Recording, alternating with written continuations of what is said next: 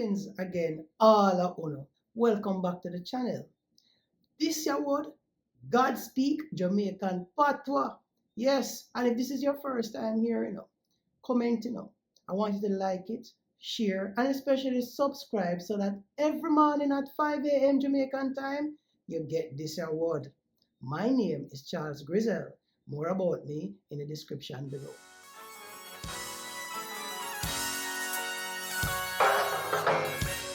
A God Word This, a daily reading from the Jamaican New Testament.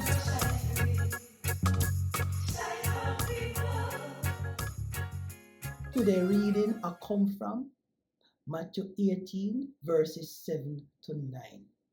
Come read with me now. Trouble for the world, yeah. Sake of all of the sitting them where they have to make people do wrong.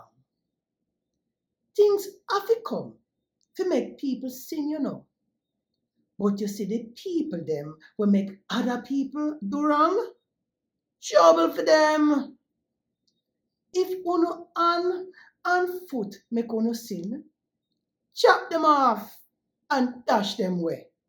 Cause it better for uno cripple or can't walk and live forever with God than for uno have 2 hand or 2 foot and get dashed down a hell where the fire not tap blaze.